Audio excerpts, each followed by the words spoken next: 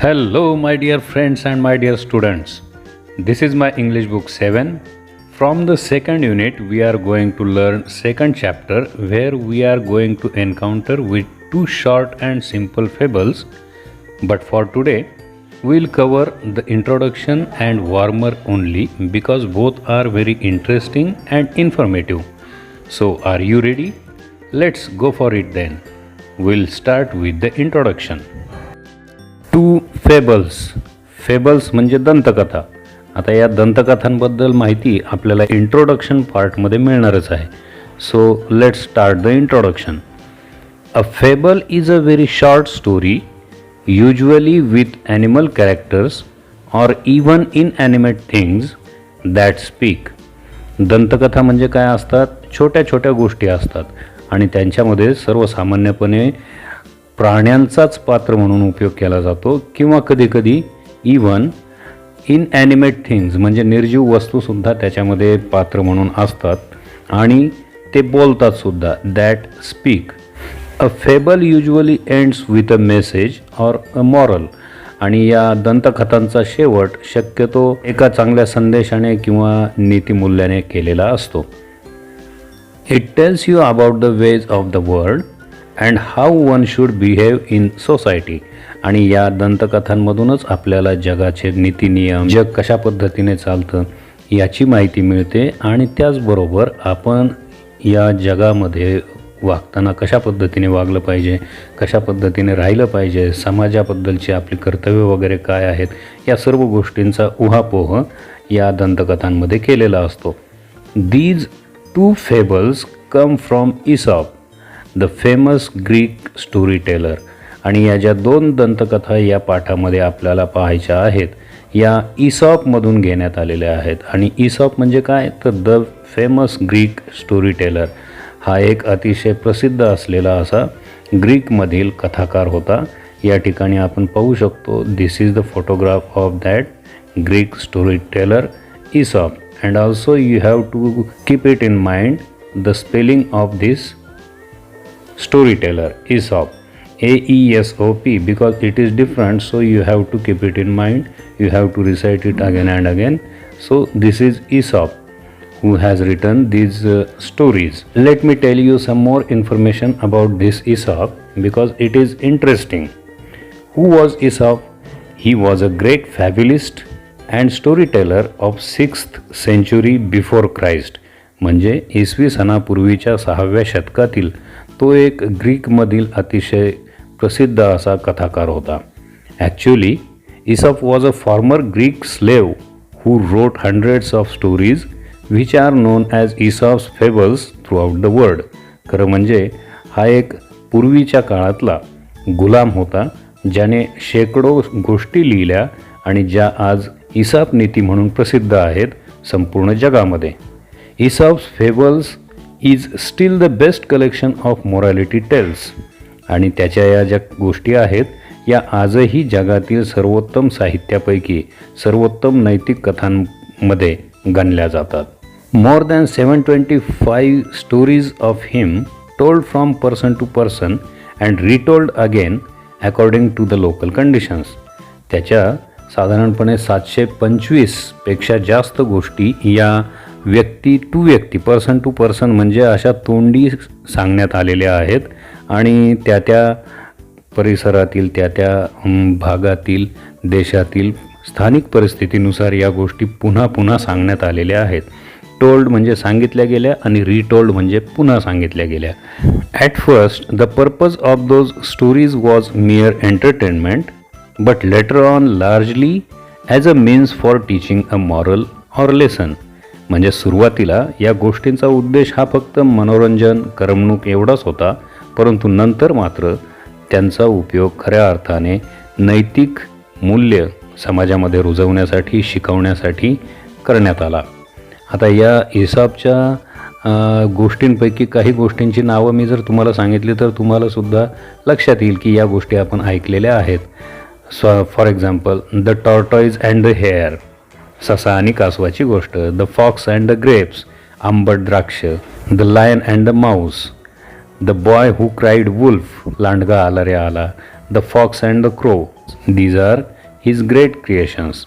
There are some of the best creations of Aesop, which I told you now. Now, as I mentioned about his slavery, he worked for two masters in his life. The first was Xanthus, Xanthus, and the other was Ladmon, Ladmon, and the other one was Ladmon. He gave him freedom as a reward for his wit and intelligence. तर हा ESOP हा अगोदर गुलाम म्हणून काम करत होता. त्याने त्याच्या जीवनामध्ये 2 जणांकडे गुलाम म्हणून काम केलं, गुलामी केली, आणि दुसरा जो त्याचा मालक होता लॅडमन, याने त्याची बुद्धिमत्ता आणि हुशारी पाहून त्याला मुक्त केलं. So he became free when he was at the second owner of him, that was Iadmon. आणि अशा पद्धतीने लोकांच्या गुणांची कदर करणारी लोक खरोखरच या समाजामध्ये चांगलं वातावरण त्यांच्यामुळे निर्माण होत असतं, आणि लॅडमनला त्याबद्दल धन्यवादच दिले पाहिजेत. This was the brief introduction of Aesop, the great Greek story teller. Now moving forward, his stories were told and retold in many countries according to their own local conditions. तर याच्या ज्या गोष्टी आहेत त्या अनेक देशांमध्ये सांगितल्या गेल्या आणि पुन्हा सांगितल्या गेल्या. त्या परिसरातील त्या देशातील स्थानिक परिस्थितीला अनुसरून या गोष्टी पुन्हा पुन्हा सांगण्यात आल्या. आणि आपल्याला तर कल्पना आहे, गोष्ट जेव्हा आपण पुन्हा सांगतो तेव्हा त्याच्यामध्ये छोटे मोठे बदल होत जातात आणि त्या गोष्टी पुन्हा सांगितल्या जातात. Here the story of the town mouse and the country Mouse is retold in the English style. आता या पाठामध्ये ज्या 2 गोष्टी आपण पाहणार आहोत त्यापैकी the town mouse and the country mouse ही जी दंतकथा आहे ही पुन्हा सांगण्यात आलेली आहे, रिटोल्ड, परंतु ती इंग्लिश शैलीमध्ये सांगण्यात आलेली आहे. अशा पद्धतीने या इंट्रोडक्शनची आपण माहिती घेतली. And now we are going to move to the warmer of this lesson. Do you like to read stories? तुम्हाला गोष्टी वाचायला आवडतात का? List 5 of your favourite stories. तुमच्या आवडीच्या 5 गोष्टींची यादी बनवा. You may list stories from any language. कोणत्याही भाषेतील गोष्टींची तुम्ही निवड करू शकता ही यादी बनवण्यासाठी. Now use 1 or more of the following story types to describe your favourite stories. आणि आता या खाली ज्या गोष्टींचे प्रकार दिलेले आहेत या गोष्टींचे प्रकार, एक किंवा अनेक गोष्टींचे प्रकार तुम्ही वापरू शकता, वापरायचे आहेत. कशासाठी? To describe your favourite stories. तुमच्या ज्या आवडीच्या गोष्टी आहेत ज्यांची तुम्ही यादी बनवलेली आहे, तुम्ही यादी केलेल्या तुमच्या आवडत्या गोष्टींचं वर्णन करण्यासाठी या खाली दिलेल्या गोष्टींच्या प्रकारांचा वापर करायचा आहे. आणि त्यासाठी तुम्ही एक किंवा अनेक गोष्टींच्या प्रकारांचा उपयोग करू शकता. तर आता आपण हे गोष्टींचे प्रकार पाहूया. The first one is folktale. Folktale म्हणजे लोककथा. These folktales reflects values of the culture of particular area, society, region और कंट्री. म्हणजेच या लोककथांमध्ये त्या भागातील, देशातील, समाजातील संस्कृती आणि मूल्यांचं प्रतिबिंब असतं. फॉर एक्झाम्पल पंचरत्न, पंचरत्नामधील गोष्टी, मंकी अँड क्रोकोडाईल, माकड आणि मगर, foolish lion and clever rabbit, या ज्या गोष्टी आहेत या लोककथांचे प्रकार आहेत. After that parable. पॅरेबल म्हणजे उपदेशपर कथा किंवा त्याला आपण बोधकथा म्हणतो, ज्या आपण आपल्या परिपाठामध्ये नेहमीच सांगत असतो. तो एक आपल्या परिपाठातील अतिशय उत्तम असा उपक्रम आहे. त्यांना पॅरेबल्स म्हणतात, बोधकथा. The stories are based on morals, values, wisdom that are called parables. ज्या गोष्टी गुण, सद्गुण, सुविचार, सदाचरण यावर आधारित असतात अशा गोष्टींना पॅरेबल्स म्हणतात. The third one is horror story, म्हणजे रहस्यमय कथा किंवा भयकथा. भूताखेतांच्या कथासुद्धा यामध्ये मोडतात. Vikram and Vetal is an example of such horror stories. After that fairy tale म्हणजे परीकथा, ज्या आपल्याला सर्वांनाच आवडतात आणि लहान मुलांना विशेष करून खूप आवडतात. These are based on imaginations. For example, Cinderella is one of the fairy tales. Detective stories are there. Detective म्हणजे गुप्तहेर. मग डिटेक्टिव्ह स्टोरीज म्हणजे गुप्तहेरांच्या कथा या गुन्हेगारी जगताशी संबंधित असतात. These are based on crime and criminals. Vyankesh Bakshi, CID, crime patrol are some stories which are detective stories. Then mythology is there. पौराणिक गोष्टी, पुराणातील कथा यांना म्हणतात mythology. For example, skillful Eklavya. Then great warrior Abhimanyu, भक्त Pralhad, devotee Pralhad. Then Arjuna's concentration, अर्जुनाची एकाग्रता. अशा ज्या गोष्टी आहेत या पुराणामधून घेतलेल्या आहेत. So they are called as mythology. Realistic म्हणजे सत्य घटनांवर आधारित असलेल्या सत्यकथा, वास्तववादी कथा. ॲनेक्डोट म्हणजे किस्से, छोटे छोटे किस्से, रंजक प्रसंग. सत्य घटना असतात परंतु रंजक पद्धतीने साकारलेल्या असतात, त्यांना म्हणतात anecdote. Childhood stories are there. This is one type of stories, that is childhood stories. मला वाटतं याच्याबद्दल जास्त काही सांगण्याची आवश्यकता नाही. सर्वांना माहिती आहे, बालपणीच्या गोष्टी आपल्या चिऊ काऊच्या गोष्टी असतात, त्या आपल्याला अत्यंत प्रिय असतात, त्यावेळी आपल्याला खूप आवडतात सुद्धा. तर तो एक आपल्या गोष्टींचा एक प्रकार आहे. Then political stories are there. Political stories म्हणजे राजकीय घडामोडींवर आधारित असलेल्या गोष्टी, त्यांना म्हणायचं political stories. Then comedy is there. Comedy म्हणजे विनोदी गोष्टी. सेटायर म्हणजे उपहासात्मक किंवा व्यंगात्मक जेव्हा लेखन केलं जातं, that are called as satire stories. Inspiring, inspirational and motivational all are same. या तीनही शब्दांचा अर्थ सारखाच होतो. प्रेरणादायक, स्फूर्तिदायक, ज्यापासून आपल्याला काहीतरी चांगलं करण्याची स्फूर्ती मिळते, प्रेरणा मिळते.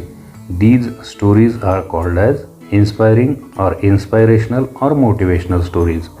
कॉमिक्स मीन्स विनोदी. It is also similar to comedy. हास्य उत्पन्न करणाऱ्या गोष्टी, गमतीदार थोडक्यात. Fables is again here, which we are studying, which we are discussing right now. That are fables means दंतकथा. सायन्स फिक्शन म्हणजे विज्ञान कथा, विज्ञानावर आधारलेल्या कथा. भविष्यामध्ये काय होऊ शकतं, कशा पद्धतीने गोष्टी घडू शकतात यांची कल्पना करून जेव्हा गोष्टी लिहिल्या जातात त्यांना सायन्स फिक्शन म्हणतात. Fantasy, these are completely based on imaginations म्हणजे पूर्णपणे कल्पनांवर आधारित असलेल्या गोष्टी म्हणजे fantasy. Then historical, the stories which are based on history, ज्या मागे घडून गेलेल्या असतात. These are real stories.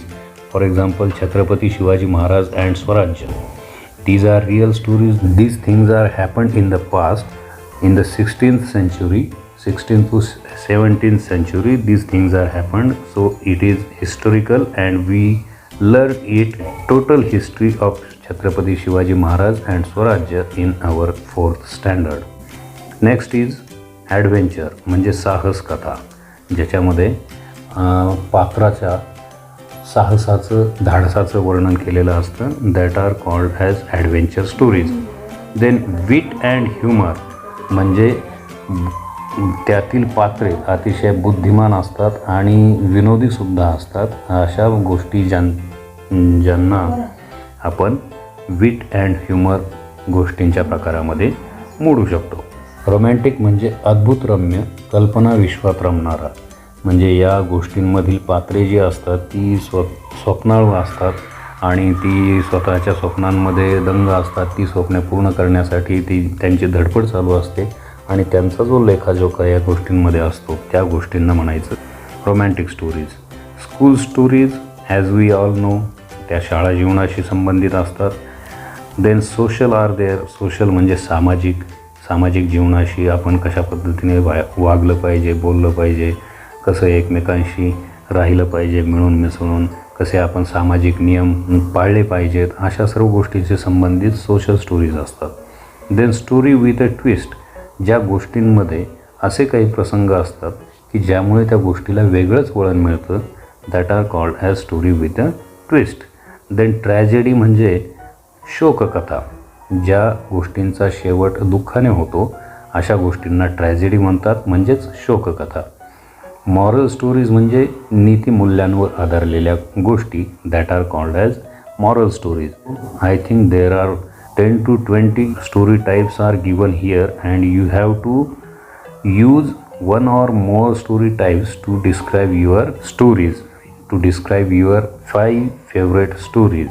तुम्ही जी यादी बनवलेली आहे त्या यादीतील गोष्टींचं वर्णन करण्यासाठी तुम्हाला या गोष्टींच्या प्रकारांचा उपयोग करायचा आहे. नाव a small section here is given. Let us read that one. That is TOW. TOWचा लॉंग फॉर्म काय आहे? 2 minutes of oral work. TOW. That means 2 मिनिटांचं तोंडी काम. This is a small task you have to do within 2 minutes. काय सांगितलं त्यांनी? Within 2 minutes, tell as many words as possible related to the following. 2 मिनिटांच्या वेळामध्ये काय करायचं आहे? जास्तीत जास्त शब्द आपल्याला सांगायचे आहेत रिलेटेड टू द फॉलोइंग, म्हणजे खालील विषयाशी संबंधित. विषय कोणते दिलेले आहेत? The first one is village, next is city, and the last one is forest. For the first topic village, I will tell you as many words as possible within 2 minutes. Listen to me. fields, roads, buffalo, farmers, huts, crops, people, simple life, trees, temples, well, river, birds, hand pump, cattle, dogs, grove of mango trees, hills, cats, gram panchayat, hens, leisure time, fresh air, goats, chawdi, huts, sheep, school, poverty, cow, calm and quiet, bull. Likewise, you have to tell as many words as possible within this restricted 2 minutes. That is a simple task, but it gives you more practice of speaking English and it increases your confidence. So such activities are very important. तर अशा प्रकारच्या या ज्या छोट्या छोट्या activities असतात यामधून आपल्याला बोलण्याची भरपूर संधी मिळते, इंग्रजी बोलण्याचा सराव होतो आणि आपली इंग्रजीबद्दलची भीती कमी होते. सो आपण प्रत्येकानेच या छोट्या छोट्या वाटणाऱ्या या टास्कमध्ये पूर्णपणे मन लावून जर आपण या गोष्टी पूर्ण करण्याचा प्रयत्न केला तर आपला इंग्रजीच्या बाबतीत खूप मोठा अभ्यास होतो आणि त्याचा आपल्याला खूप फायदा होतो. So keep listening, speaking, reading and writing. Stay connected, stay home, stay safe, take care, bye bye.